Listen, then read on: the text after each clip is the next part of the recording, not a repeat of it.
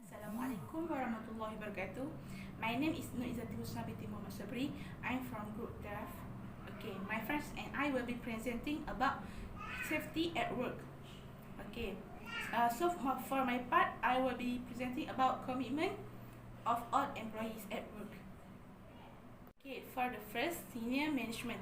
If the top and senior most managers do not show an interest in safety, then the drafting and discrimination of a safety policy will likely be perceived by an employees as a shame.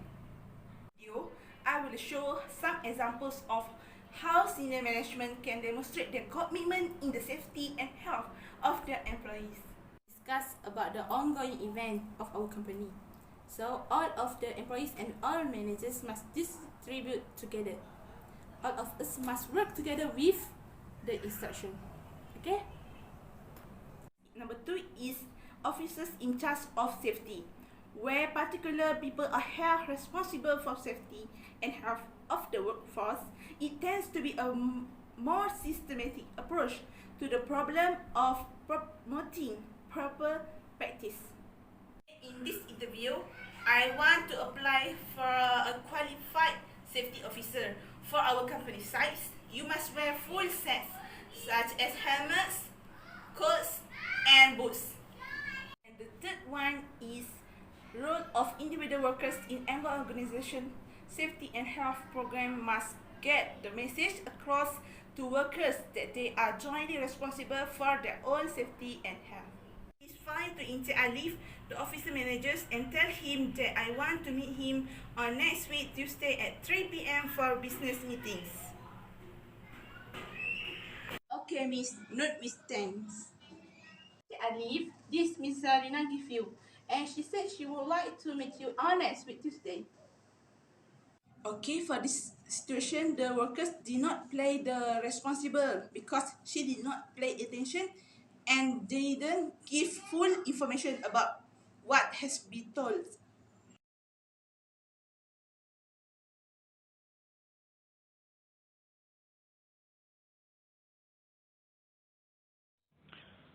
Okay, for another step to improve safety in organization is to collect and analyze information. The employees' social security age, the workman compensation age, and the occupational safety and health at the all require the accident be report.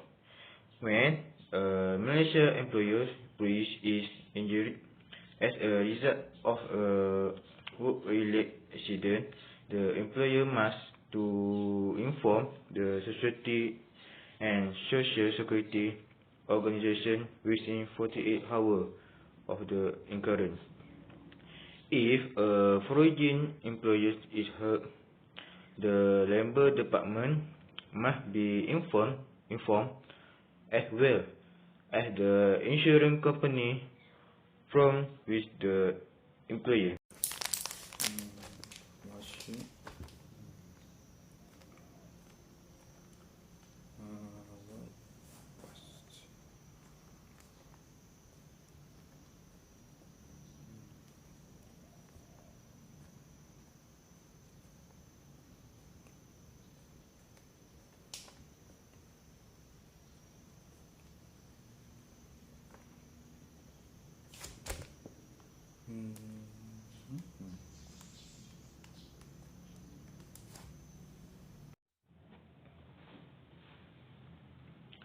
Faiz, please complete this document.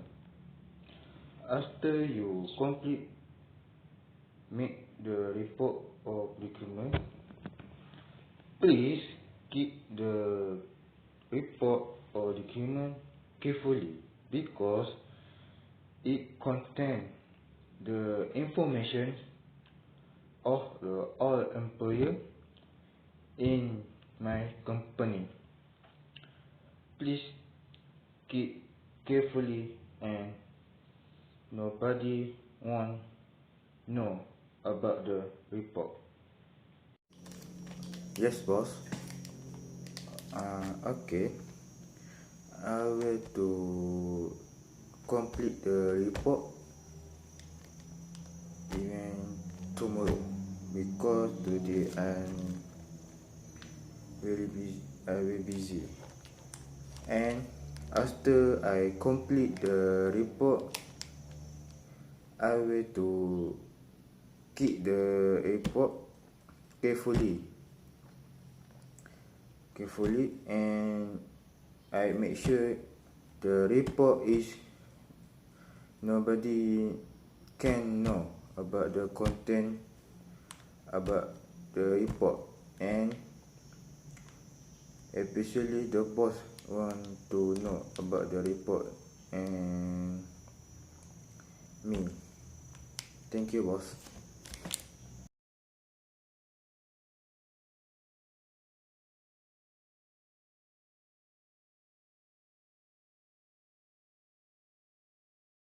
Hi and Assalamualaikum warahmatullahi wabarakatuh. My name is Nur Nazra binti Azizan. My number matric is H20A1553. I would like to present about safety training. Every employee must be trained how to work in a safe manner. The more dangerous the profession, the more training is required, including refresher courses from time to time.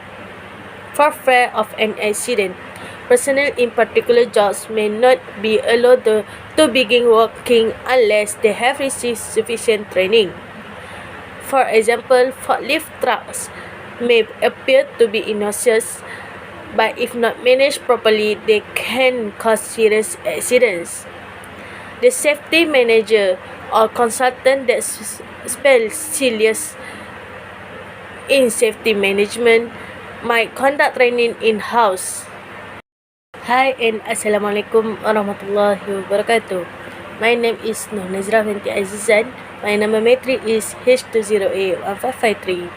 I would like to present about safety training. Every employee must be trained how to work in a safe manner. The more dangerous the profession, the more training is required, including refresher courses from time to time. For fear of an accident, personnel in particular jobs may not be allowed to begin working unless they have received sufficient training. For example, forklift trucks may appear to be innocuous, but if not managed properly, they can cause serious accidents. The safety manager or consultant that specializes in safety management might conduct training in-house. Staff can also be assigned to public programs such as those run by the National Institute of Occupational Safety and Health and the Federation of Malaysian Manufacturers. Next, employers should be consider offering safe driving classes to all of their employees, whether or not these abilities are required at work. This is because, according to the Social Security Organization, SOCO, more than a quarter of all work-related accidents occurs while employees are traveling or commuting to accidents that occur either on the way to work or on the way home, or while the worker is driving somewhere during working hours. Training season for safety officers and safety commitments are also required. Some companies attempt to teach as many personnel as possible in life-saving measures such as cardiopulmonary resuscitation (CPR). In addition, training programs cannot produce miracles. They must be integrated into the workplace safety management system. Training proper enforcement to ensure that safety rules and practice are correctly implemented serve title purpose. If the organizational context is not supportive, Smith Crow, example 2003, right then intervention at the individual level, such as training program, may prove ineffective without specific safety initiative as stated early in this chapter will only result in a safer of environment if the organization emphasizes a safety culture. In turn, a safety culture can only exist in an organizational climate in which every man believes their employees are an asset, not a cost. That's all for me. Thank you.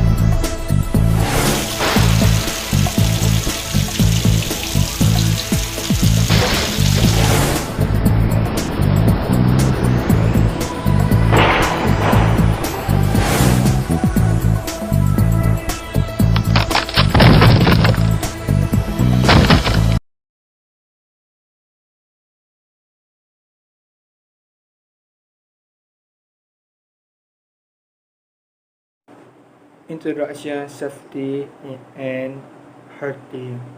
Human resources professionals play an important role in ensuring employer health and safety as they know the workplace, the employer and their job demand. While human resources professionals are not expected to know the technical aspect of health and safety, they should know when and how to ask existing resources to respond to employer concern. In many organizations, health and safety responsibility are within the human resources department. Safety refers to a condition which the physical well-being of people at work is protected. Healthy refers to a general state of physical, mental, and emotional well-being of people at work.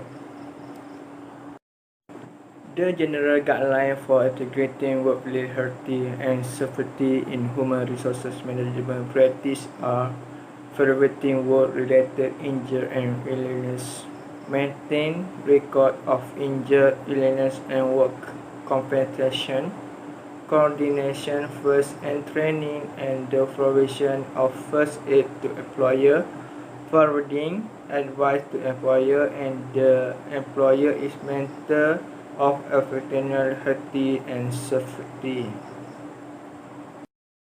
For summary, human resources professionals play an important role in ensuring employer health and safety as they know the workplace, the employer, and their job demand.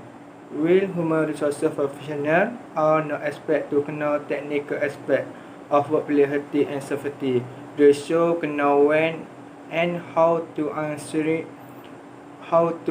extend resources to respond to employer concern.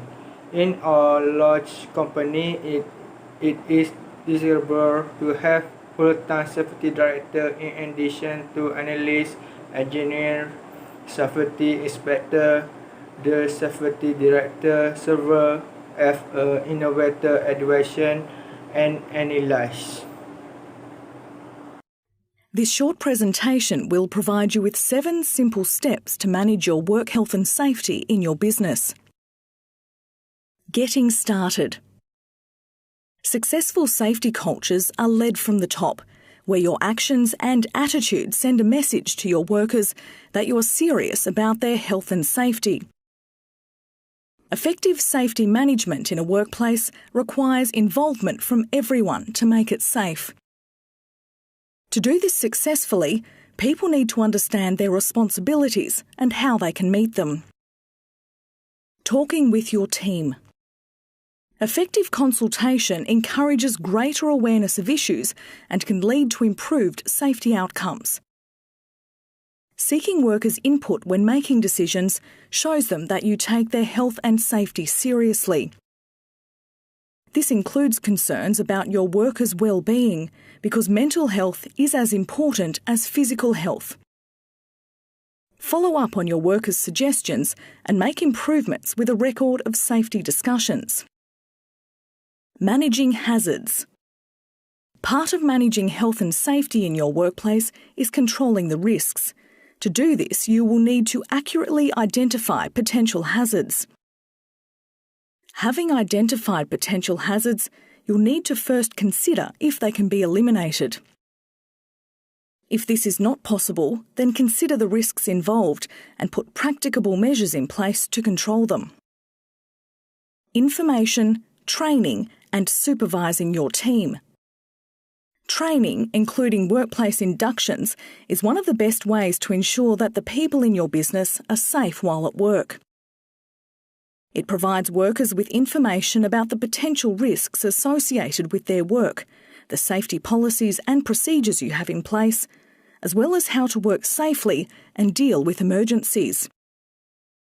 It also ensures that your workers understand their work environment, their job expectations, and employment conditions. Maintaining a safe workplace. It is everyone's responsibility to maintain a safe workplace. Regular communications between management and staff is crucial to keeping safety a priority. Add safety as an item to your regular meetings so staff feel comfortable bringing up any issues as they arise. Keeping records. Written records of your work health and safety activities, near misses and incidents are important for your business. These records can help demonstrate what you have done to manage safety in your workplace. This can be important if an incident occurs requiring investigation. Monitoring and reviewing to improve. Managing and improving health and safety needs to be ongoing. Safety processes and operation evolve with time, and workers and equipment can come and go, changing the risks in your workplace. When you actively seek to identify hazards, inform, train and supervise your team, you can be confident that you are managing the risks and the people exposed to them. Guidance material and templates are available to complement these steps and provide you with more information. For assistance with work health and safety in your business, you can request a free visit from our small business safety advisors by calling 1800 019 115.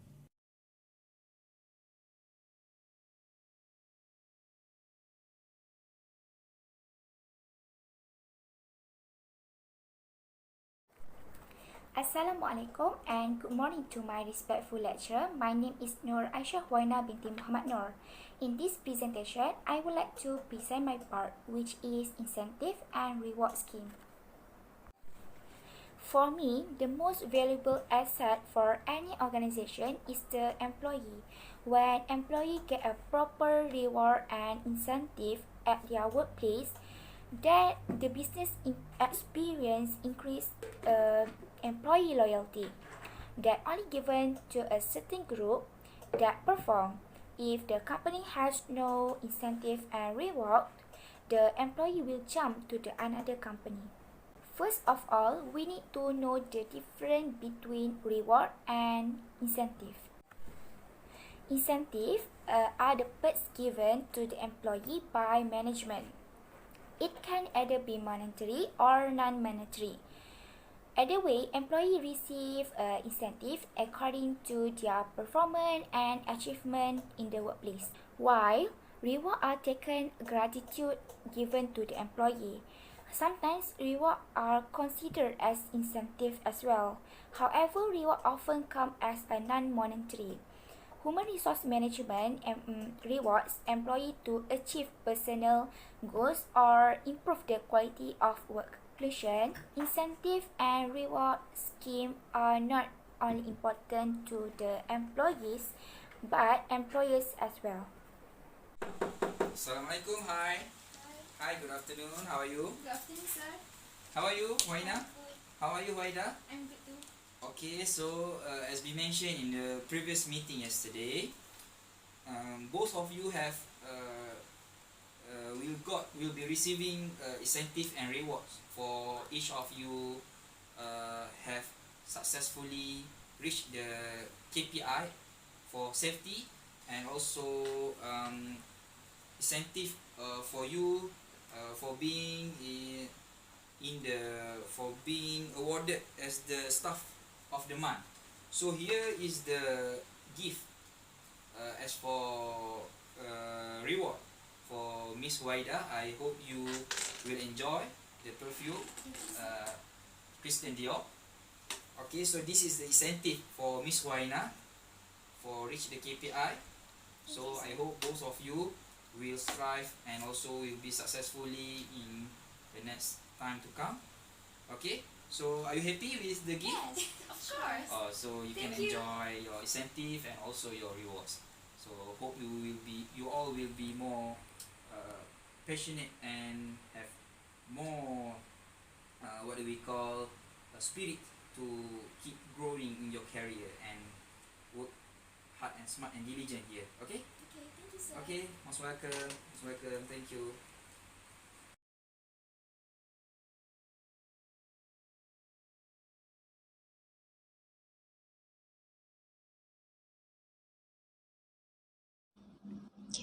Assalamualaikum. My name is Nur Farisha Alia binti Bakri and my metric number is H20A1613. So I'm going to present for this part. Personal protective equipment, commonly referred to as PPE, is equipment worn to minimize exposure to hazards that cause serious workplace injuries and illnesses. These injuries and illnesses may result from contact with chemical, radiological, physical, electrical, mechanical, or other workplace hazards. The employer must ensure that PPE is provided to his employees who may be exposed to a health or safety risk at work, unless the risk is adequately controlled by an equally or more effective means. Many accidents can be prevented if workers are provided with and required to wear appropriate PPE. The Occupational Safety and Health Act requires employers to identify the type of equipment needed by their workers, to purchase the equipment, and to make sure the workers wear the equipment so provided. PPE includes helmets and hard hats, goggles, earmuffs or plugs, depending on the level of noise at workplace, aprons or if necessary full body suits, gloves, and leg coverings or safety boots. In some jobs, respirators or face masks may also be needed. Some employers find that employees are very reluctant to wear the safety equipment provided to them. The workers may give all sorts of excuses as to why they do not want to wear the equipment. Nevertheless, employers need to remain vigilant and take immediate disciplinary action against any employee who refuses to follow safety rules at work. A consistently strict approach to safety requirements will help the employer's effort to prevent accidents.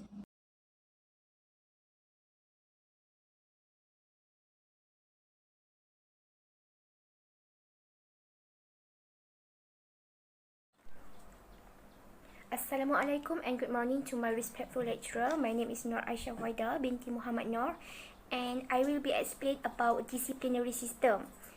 Every employee needs a disciplinary system, but there will always be a few who cause the trouble. In such a system, employees are aware of the rules and know what they can do and know what they cannot do. So self-discipline can be encouraged when people are treated as adults.